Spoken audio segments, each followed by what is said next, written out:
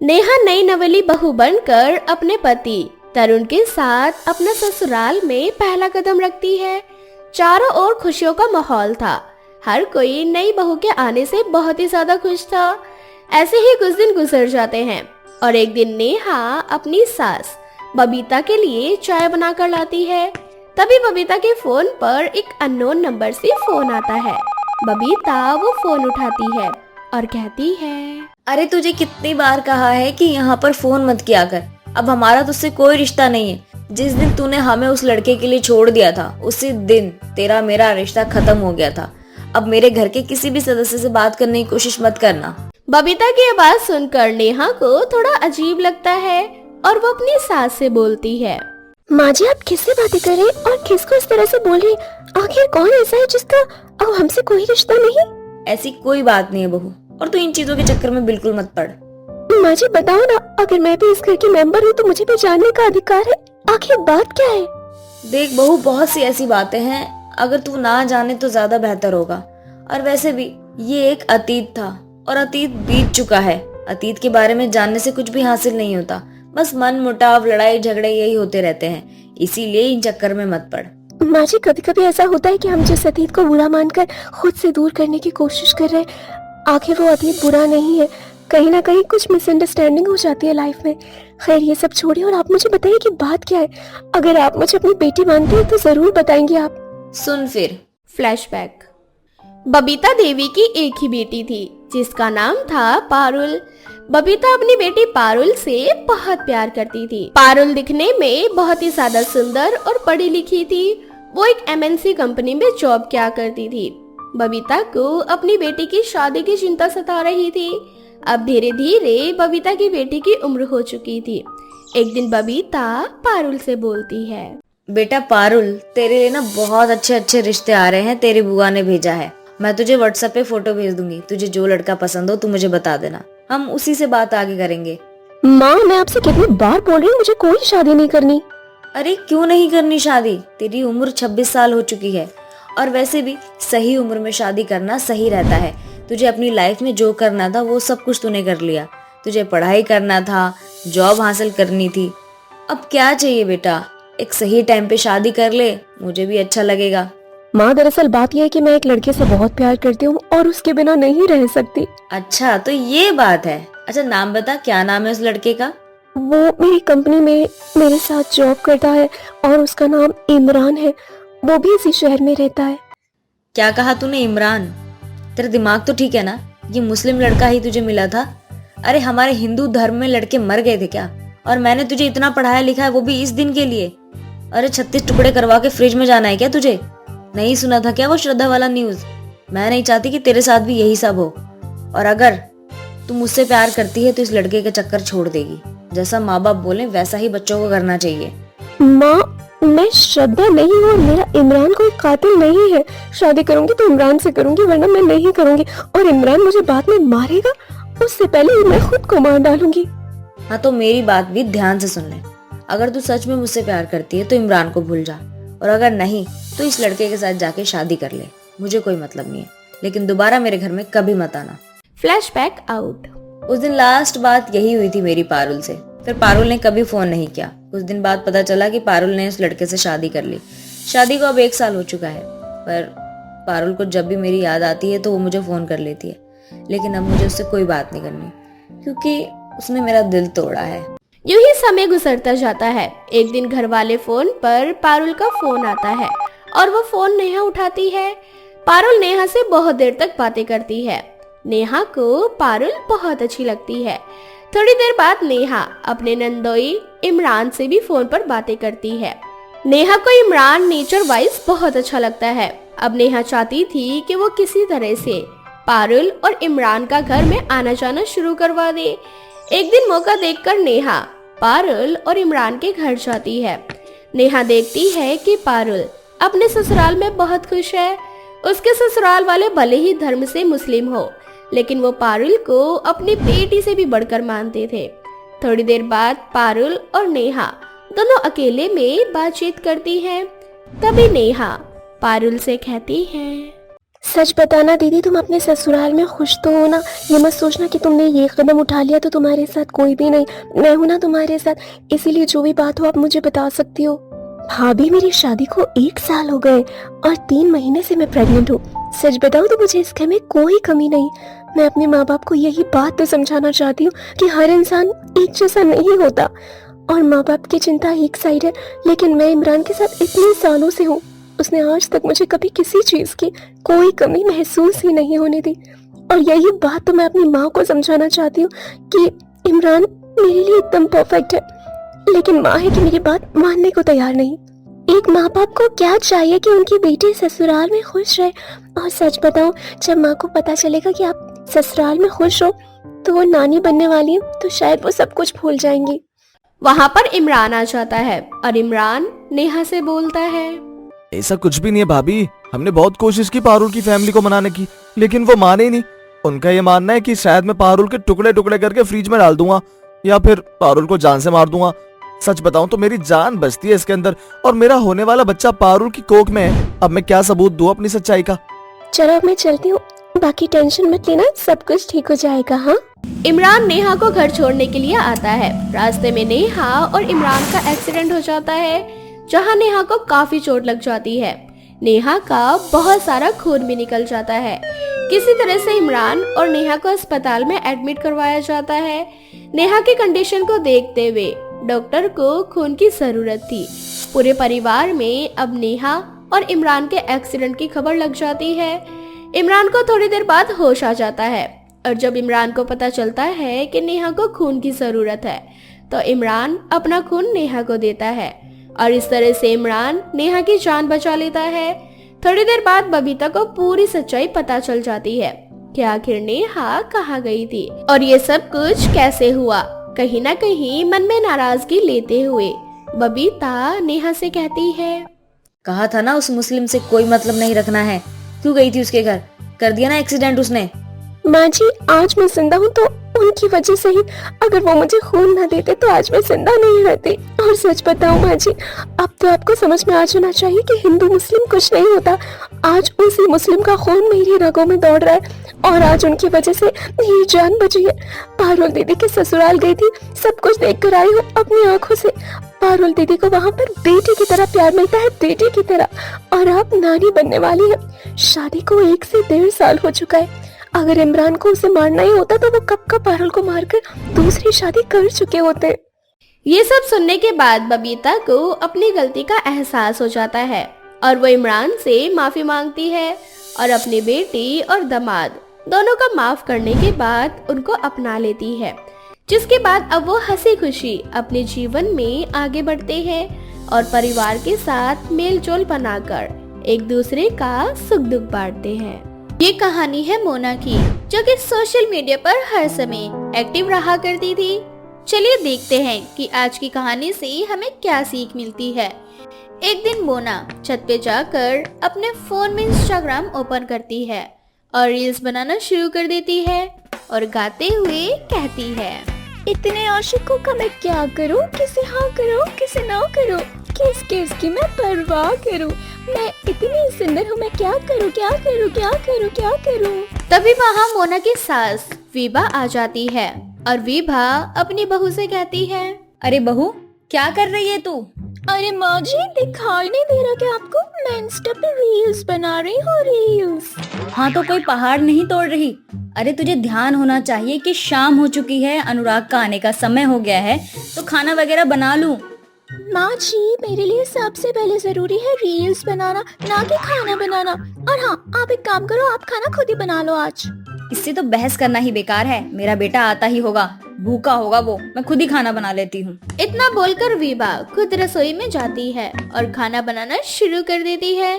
थोड़ी देर बाद जब अनुराग घर आ जाता है तब मोना अनुराग के आने की आवाज सुनती है तो उसके लिए एक गिलास पानी लेकर जाती है और इसको पानी देते हुए उससे कहती है, ये लीजिए पानी आपके लिए। और हाँ, आज मैंने सारा खाना बनाया है। अरे बहू, अरे माँ जी, आप चलिए बैठिए, खाना मैं लगा देती हूँ। देखा माँ, इतनी सेवा करने वाली बहू मिली है आपको। हाँ बेटा, आप दोनों ना मेरी तारीफ करने का कोई मौका नहीं छोड़ते। अरे खाना लगाओ ना, भूख लग रही है। हाँ हाँ। मोना सभी के लिए खाना लगाती। समय ऐसे ही बीतता जाता है। मोना का सारा ध्यान बस इंस्टा पे रील्स बनाने में लगा रहता था। उसकी सास उसको एक बहू का क्या कर्तव्य होता है ये समझाया करती थी, मगर मोना पर बस रील्स बनाने का भूत सवार था। ऐसे ही जब तक अनुराग ऑफिस चला नहीं जाता तब तक मोना घर का सब काम किया करती और उसके जाते ही घर का सारा काम उसकी सास किया करती।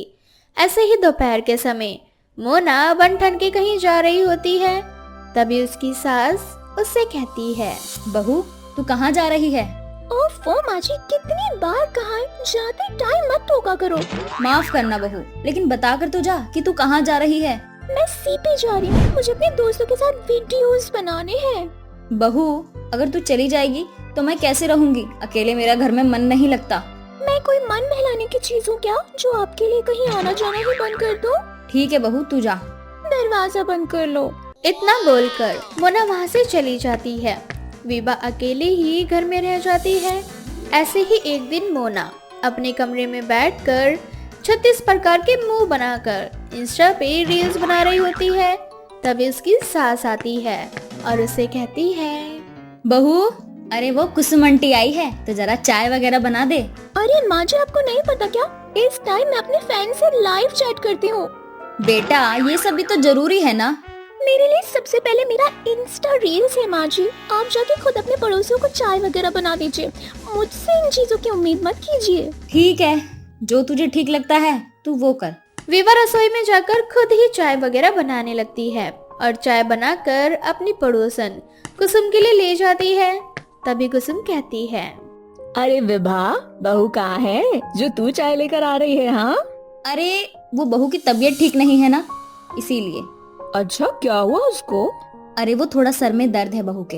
अरे आजकल की बहू बड़ी ही कामचोर होती है, जरा सा काम किया नहीं कि सर दर्द, पैर दर्द ये सब सुनाने लग जाती हैं। अरे नहीं नहीं, मेरी बहू सच में बहुत अच्छी है, उसकी थोड़ी तबीयत ठीक नहीं है ना। हाँ वो तो ठीक है, मगर ध्यान दियो विभा, और ये सब इसीलिए समझा रही हूँ क्योंकि तू बहुत सीधी है। अरे तू चिंता मत कर पागल, मेरी बहू मेरा बहुत ख्याल रखती है और सास होने के नाते मेरा भी तो फर्ज बनता है ना कि मैं अपनी बहू को थोड़ा सा आराम दूं, क्योंकि वो भी तो बच्ची है ना अभी। बड़ी किस्मत वाली है तेरी बहू जो उसको तेरी जैसी सास मिली है।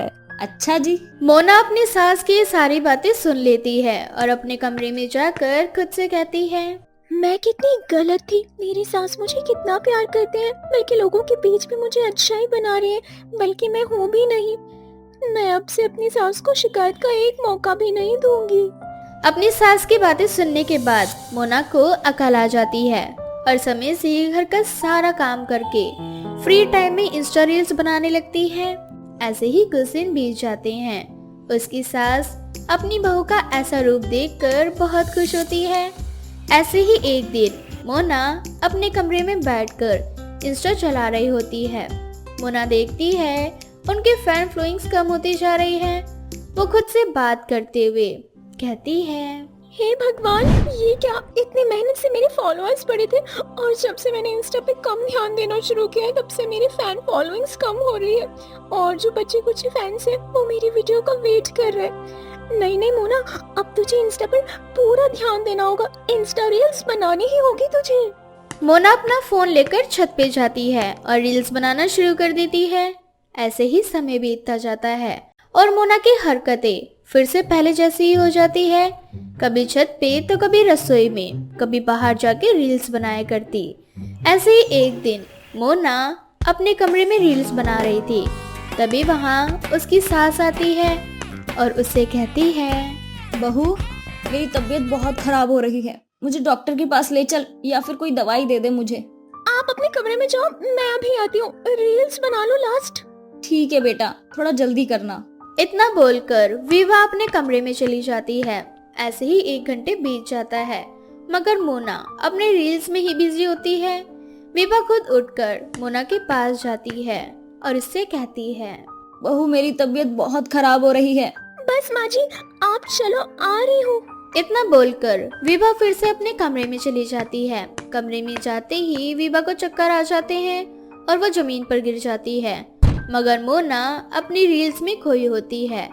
तभी अनुराग ऑफिस से घर आता है और अपनी माँ के कमरे में जाता है और अपनी माँ को इस तरह जमीन पर पड़ा देख बहुत ज्यादा घबरा जाता है और तुरंत एक गिलास पानी लाता है और अपनी माँ के चेहरे पर पानी की बूंदें डालता है, जिससे विभा को होश आ जाता है।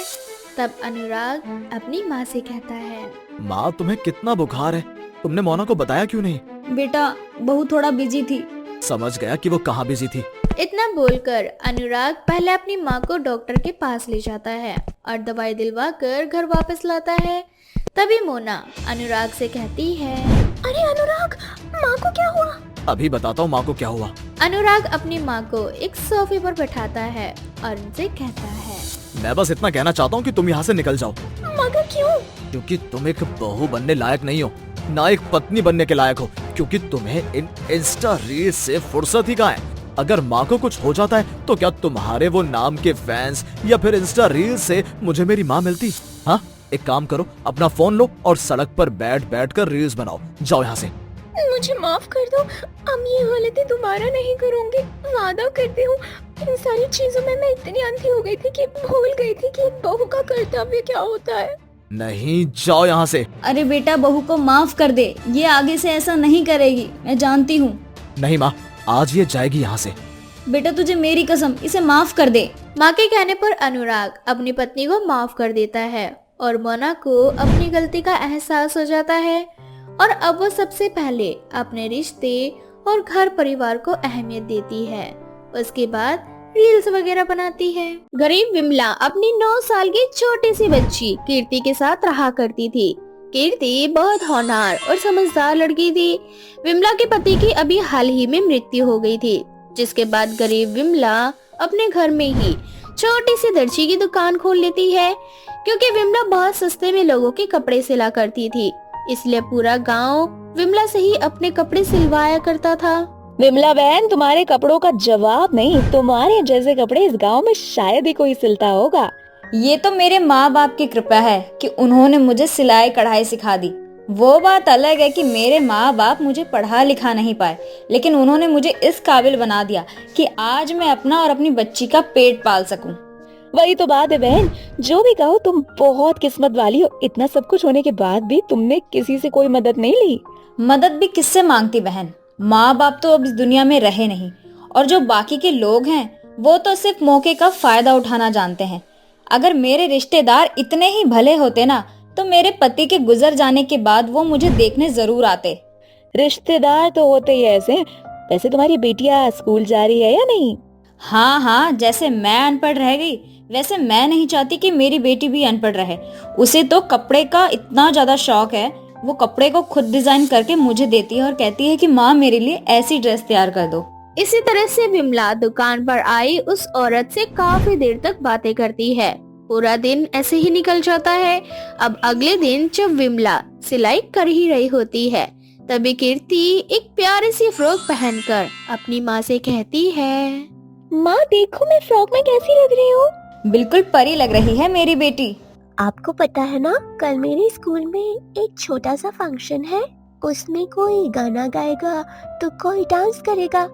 मैंने भी सोचा है मैं स्टेज पर रैंप वॉक करूंगी। ये राम वॉक क्या होता है?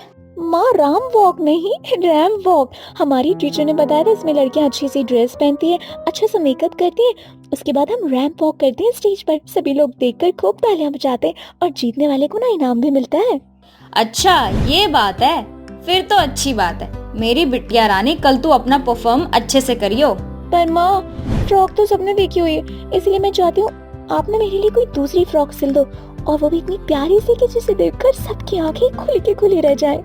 कीर्ति बेटा, इस फ्रॉक में तू कितनी अच्छी लग रही है और किसी परी से कम भी नहीं लग रही। कल सुबह इतनी जल्दी मैं तेरे लिए ड्रेस नहीं बना पाऊंगी, और कपड़ा भी तो नहीं है कि मैं कोई अच्छा सा ड्रेस बना पाऊँ तेरे लिए। मुझे कुछ नहीं पता माँ, कल के फंक्शन में मुझे ही जीतना है और इसके लिए मुझे नई ड्रेस चाहिए। अगर आपने मुझे नई ड्रेस बना के नहीं दी तो मैं कल स्कूल नहीं जाऊंगी। इतना बोलकर कीर्ति अपनी माँ से नाराज होकर सो जाती है। बेचारी विमला के पास न इतने पैसे थे और न ही इतना समय कि वो मार्केट से कुछ कपड़े लाकर अपनी बेटी के लिए नई ड्रेस सिल सके। अब क्या करूँ, इतनी जल्दी नई ड्रेस कहाँ से बनाऊं? इतना बोलकर विमला सारे कपड़े ठीक करने लगती है। तभी उसकी नजर बचे हुए छोटे छोटे कुछ कपड़ों के पीस पर जाती है। अब विमला ग्राहकों के बचे हुए कपड़ों में से पूरी रात जगकर अपनी बेटी के लिए एक बहुत प्यारा सा गाउन बनाती है। और सुबह जब कीर्ति की आँख खुलती है तो विमला अपनी बेटी को वो गाउन दिखाती है। मेरी प्यारी बेटी का प्यारा सा गाउन तैयार हो चुका है। अब बताओ मेरी परी, ये गाउन कैसा है? अब तक की सबसे सुंदर ड्रेस अब तो मैं इसे ही पहन कर जाऊंगी। माँ, आप दुनिया की सबसे अच्छी माँ हो। इतना बोलकर कीर्ति स्कूल चली जाती है और स्कूल के फंक्शन में उसी गाउन को पहनकर स्टेज पर रैंप वॉक करती है। सभी को उसकी ड्रेस और उसकी रैंप वॉक बहुत पसंद आती है। इसी तरह से स्कूल में कीर्ति फर्स्ट आती है और घर आकर ये खुशखबरी वो अपनी माँ को देती है। माँ देखो, मुझे ये ट्रॉफी और मेडल मिला है। स्कूल में फर्स्ट आई हूँ मैंने इस प्रतियोगिता को जीत लिया। ये तो बहुत अच्छी बात है। भगवान मेरी बेटी को ऐसे ही तरक्की दे। अब इसी तरह से समय बीतता जाता है और देखते ही देखते कीर्ति बड़ी हो जाती है। ऐसे ही एक दिन कीर्ति कॉलेज से घर आती है, जहाँ वो देखती है कि उसकी माँ अब भी दुकान पर बैठकर सिलाई कर रही है। ये देखकर कीर्ति अपनी माँ से कहती है, क्या माँ, जब देखो तब सिलाई करती रहती हो, थकती नहीं हो क्या? बिल्कुल भी नहीं। अपनी बेटी के लिए कोई भी माँ कभी थक ही नहीं सकती। अच्छा, तो ऐसी बात है। वैसे माँ, ये आप क्या सिल रही हो? तेरी ही ड्रेस सिल रही हूँ। तू भूल गई, पर मैं नहीं भूली। आने वाले कुछ दिनों में तेरे कॉलेज में एक बहुत बड़ा फंक्शन होने वाला है। बाहर से भी कुछ लोग आने वाले हैं। हर साल की तरह इस बार भी तुझे मॉडलिंग के लिए स्टेज पे रैंप वॉक करना पड़ेगा और इसी के लिए तुझे एक डिजाइनर कपड़े की जरूरत पड़ेगी। और तेरी डिजाइनर माँ है ना तेरे पास? वो तो है। अब इसी तरह से कीर्ति और विमला काफी देर तक बातें करते हैं और बहुत जल्द कॉलेज में इवेंट शुरू हो जाता है। अब सारे स्टूडेंट अपना अपना बेहतरीन परफॉर्मेंस देते हैं। उसमें से एक कीर्ति भी होती है। कॉलेज में बाहर से भी कुछ लोग आए हुए थे, जिन्हें कीर्ति की मॉडलिंग काफी पसंद आती है और इसलिए वो लोग कीर्ति को साइन कर लेते हैं। देखिए कीर्ति जी, हम इंटरनेशनल लेवल पर काम करते हैं। अगर आप इस रिजॉर्ट को जीत जाती हैं तो आप मिस इंडिया बन जाएंगी। आपके पास एक बहुत बड़ी अपॉर्चुनिटी खुद चलकर आई है। क्या सच में? अगर मैं इस रिजॉर्ट में जीत जाती हूँ तो क्या मैं मिस इंडिया बन जाऊंगी? जब ये खुशखबरी माँ सुनेंगी तो माँ कितनी खुश होंगी। मुझे मंजूर है। ठीक है, तो कल आप हमारे ऑफिस में आ जाना, ये हमारा कार्ड है। वो आदमी कार्ड देकर वहाँ से चला जाता है। तो वहीं कीर्ति घर जाकर ये खुशखबरी अपनी माँ को देती है। अब अगले दिन कीर्ति उसी ऑफिस में जाती है जहाँ वो इस शो के लिए सिलेक्ट की गई थी। कीर्ति जी, आप इस शो के लिए सिलेक्ट हो चुकी हैं और आपकी फैशन डिजाइनर ये होगी। अब से आपके सारे कपड़े ये डिजाइन किया करेगी। पर मेरे सारे कपड़े मेरी माँ बनाती है। कीर्ति जी, समझने की कोशिश कीजिए। आपका कपड़ा जो भी बना रहा है वो एक बड़े लेवल पर फैशन डिजाइनर है। हम अपने शो में इतना बड़ा रिस्क नहीं ले सकते। हम आपको अपनी माँ के बनाए हुए कपड़े नहीं दे सकते। उस आदमी की बात सुनकर कीर्ति को बहुत बुरा लगता है। एक तरह से कीर्ति की सारी उम्मीद टूट जाती है और कीर्ति हार नहीं मानती और वह सभी के खिलाफ जाकर अपनी माँ के बनाए हुए कपड़े पहनती है और इस शो को भी जीत कर दिखाती है। मैं और मेरी माँ बहुत गरीब है। मैं छोटी थी जब मेरे पापा का देहांत हो गया था। मेरी माँ एक दर्जी है और ये कपड़े भी मेरी माँ के बनाए हुए हैं। भले ही यहाँ पर बहुत लोग होंगे, बड़े बड़े फैशन डिजाइनर, भी मेरी माँ के जैसे कपड़े मेरे लिए कोई नहीं सिल सकता। और आज उन्हीं के कपड़ों की वजह से शायद मैं मिस इंडिया भी बनी हूँ। मिस इंडिया का ताज जीतने के बाद कीर्ति को हर इंसान पहचानने लगता है और इस तरह एक गरीब दर्जी वाली की बेटी मिस इंडिया बन जाती है।